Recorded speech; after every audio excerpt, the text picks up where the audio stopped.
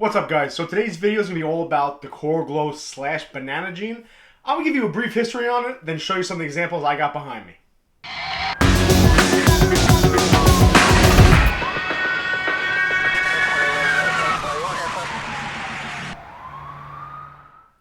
What's going on, guys? I'm Baker, and welcome to Blue Line Morphs. Yes, I am Baker. Yes, I had a shave. It's probably the first I've been clean shaven in, oh god, I don't know, since probably since I got promoted, so it's been a couple of years. With that being said, everything going on, obviously, if you're, you know what I do for a living and you're up to date with the current events, I have to shave for safety reasons, equipment reasons, and we're getting in trouble. You make up your mind. With that being said, if you're new to the channel, hit the notification bell, hit the subscription icon. I'm exhausted, guys, so bear with me with this video. It's probably going to be a little rushed. I'm probably going to be all over the place. I am shot. I don't even know. I think it's Tuesday night, technically Wednesday morning. I just came home and I found something, a present Big Mama left me, which you'll see in the next video. I did skip Monday's video. I apologize for that. Yeah, life's coming at me quick, guys. I'm working a lot. All my RDOs, regular days off, are canceled, so I'm not having any days off. Overtime's going to be great, so it is what it is. I'm going to muscle through it. I'm running like 4 hours of sleep in 3 days, but I just didn't want to skip back-to-back videos, so I'm trying to stay on top of that. So yeah, I did shave. It is me, I swear to God. I'm going to grow it back, though, I promise. Again, if you're new to the channel, hit the subscription icon, hit the notification bell. I do post every Monday, Wednesday, Friday, and Saturday. If anything changes, I do post on my Instagram channel, blue_line_morph. I have a new Facebook page, Blue Line Morphs. Hit me up on there. I'm going to link them below, so you can click right on there. I've actually figured out how to do that. With that being said, guys, today's video is going to be about the coral glow slash banana gene. I'm going to give a brief history on that.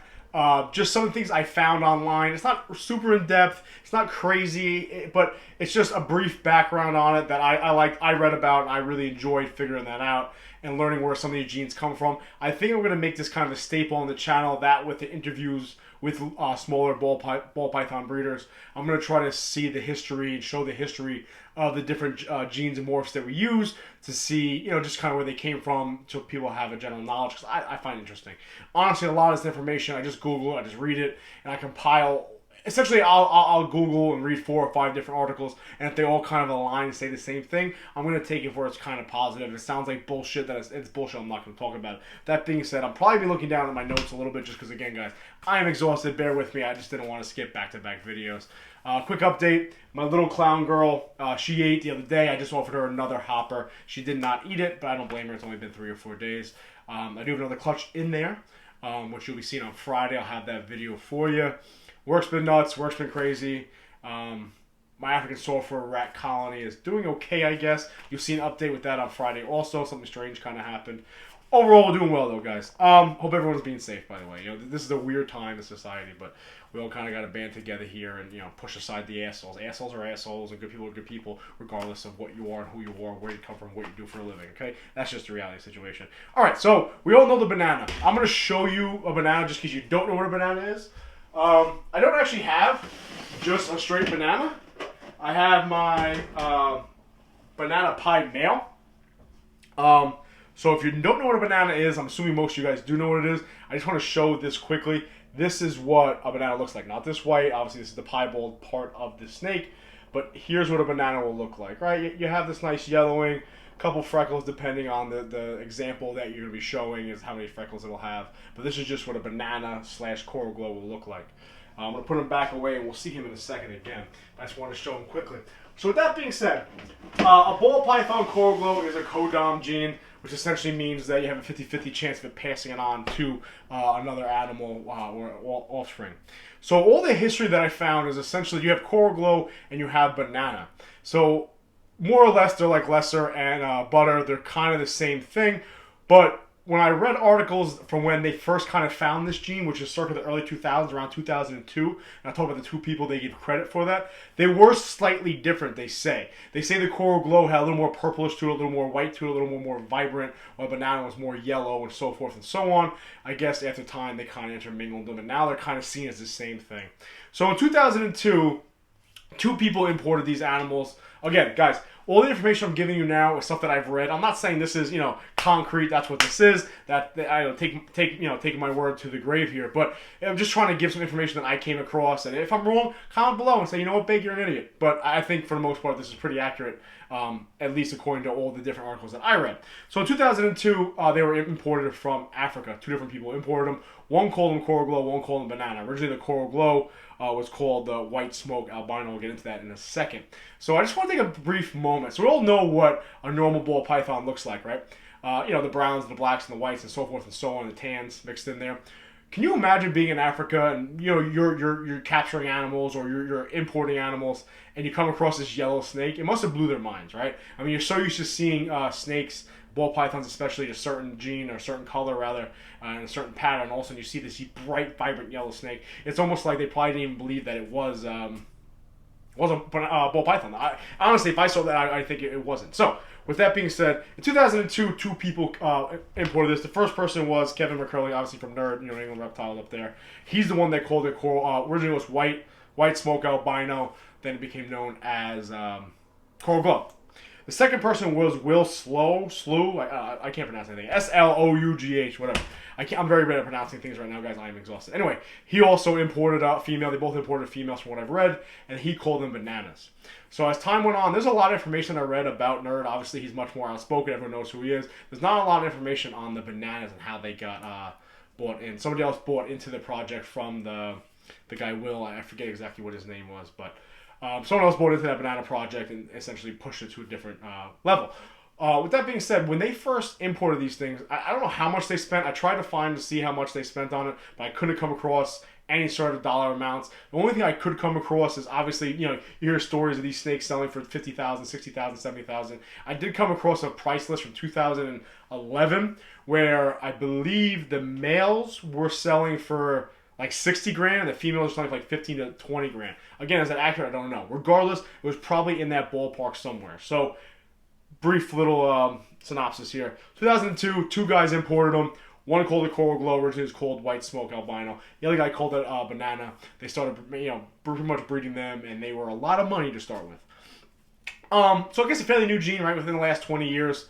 With that being said, we all know that this price dropped dramatically. The price of this gene dropped dramatically because two reasons. First and foremost, it's the codom. So if you have a male, let's say you spent 50 grand on a male. You have 3 normal females. They're all big, ready to go. And you breed to all 3 of them. You get 30 eggs out of those 3 animals.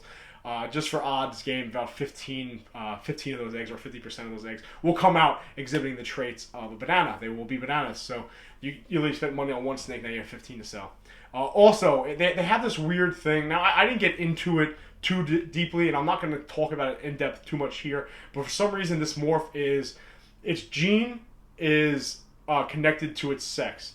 So essentially, if you bred a male banana and you try to stud that male out, whoever is responsible. So, all right, generation, put it this way. So I have my banana male, right? That's him right there. If he got his banana trait from his mother, he's going to be quote unquote a female maker, meaning that 95, give or take 95%, all his offspring will be females, okay? They carry on, I believe, the X chromosome opposed to the Y. Now, if his dad was a male banana, and that's how he got his banana trait, he will be considered a male maker. He will pass on the Y chromosome to all his offspring. So that's another reason why the price dropped so quickly, is they were so easy to make these male makers and kind of pump them out, and you just keep producing them. 2 normals or 1 gene codoms or whatever, so you keep making males, and those, you know, then you sell those 6 males, and 6 other guys got males, and the next year, because males only take a year to breed up, next thing you know, they have 36, and you know, just multiplies from there. So if an animal went from $100,000 to now, I think, what are they, $200 overall. So that's a brief little history. Nothing crazy. Again, I'm gonna try to get more in depth with this as I go on with pieballs and clowns and so on. So let me just go through this quickly. I just want to show the different examples of what this gene can do, because this gene is amazing. I'm going to show my banana. Man, I can't get used to this. My banana male pied right here. So there he is. I don't know if he's a male maker or a female maker. We're going to figure that out. The other clutch is looking pretty good. It's only been a couple days, but whatever. But that's essentially what your banana is going to look like. The yellow to some freckling, so forth and so on. Ignore this is the piebald. But that's what a banana will look like, or a coral glow will look like. Now, he was sold to me as a banana. Now, some people get weird with, oh, you know, just be careful of breeding banana to a coral glow because it's 2 different bloodlines, etc., etc.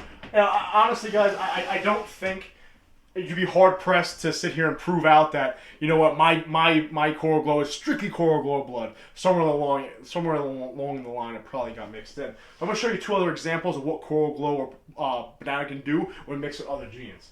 Now this guy right here, actually I'm gonna say it because I like him a lot. I'm gonna pull this girl out. She's banana, or believed to be from the banana gene, bloodline rather. She's banana, butter, pastel, and she possible fire. So now this is also a banana ball python, but mixed with other codoms. Look how different this snake actually is. You can see some of the freckling in there from the banana, but this is, again, the main gene in this snake is the banana. That's what gives it that yellow glow to it, but it is completely different looking. Then look at that pattern though, huh? When she was she's over 1,000 grams now. When she was smaller, she was absolutely beautiful. If you check out my Instagram channel, there is pictures of her when she was small. She almost looked like, ooh, easy, honey. Almost looked like urban camel. Anyway, here's another example of what banana can do when mixed with other genes, right? Completely different animal, but absolutely stunning. Now, the other example I'm going to show is was sold to me as Coral Glow. Again, you know, whether or not you can trace it back to strictly Coral Glow. This guy is probably one of my favorite snakes, and next season I'm looking to hook him up with Big Mama to try to reproduce himself a couple times. This is a Coral Glow Black Pastel Trick Mojave male, and he's almost purple. Okay, this snake, I love this snake. I got this from Richie Boo's Richie Boo's Ball Pythons here on Long Island. Hit him up, look him up. He does a lot of great work with Coral Glow and banana. But you look at the first male, which is just straight banana pattern, right, opposed to, despite that piebald. And then you look at this guy. We had some black pastel in it, you got the Mojave in it, you got the trick in it, then look what this thing produces, right? You started with the banana, and now you came out with something like this. This snake is absolutely gorgeous. He's over 600 grams now. He'll be good to go next season. But isn't it amazing what this Coral Glow gene, what this banana gene can do? So there's genes, I kind of break them down in my head. You have genes that will enhance the color, change your pattern slightly, right? But the banana Coral Glow gene completely changes the color. What I mean is, right, if you have pastel, it lightens a little bit lesser, you know, make it like dull looking and make it a little like yellow looking. But when it comes to banana and Coral Glow, it completely changes the look of the snake. It's a completely different color snake. And I think when you use that as your foundation I'm going to play with Coral Glow. That's like, you know, one of the genes I like to work with. But when you use Coral Glow banana as your foundation, the sky's the limit with them. You start adding different colors in there. You put black pastel Mojave in that thing and look, it's like purple looking. It's absolutely sick. So if you're looking to get into a gene, start working a different gene, I highly recommend Coral Glow or banana, just because it's a great base and the sky's the limit with them, and it's vastly different than just slightly changing the color, slightly changing the pattern, if you will. All right, so that's the end of the video, guys. There's a helicopter circling overhead here. I don't know what's going on in my neighborhood, but with that being said, guys, I know the video is kind of rushed. Not a lot of information on the history. I didn't have a lot of time to really dive into it. I've been exhausted. I'm running on 4 hours of sleep. No excuses, but I want to get a video out. I'm going to keep grinding away. We're going to keep doing this. Hopefully I grow my beard back soon. And look, this is ridiculous. Overall, guys, I'm going to try to do these history videos. Hopefully they get a little better. I'll do more history. But that's really all I found in this. Essentially, you know, 2 guys, 2002, a lot of money. Codom, link to the sex, a lot of mail makers, and here we are. So with that being said, guys, that's the end of the video.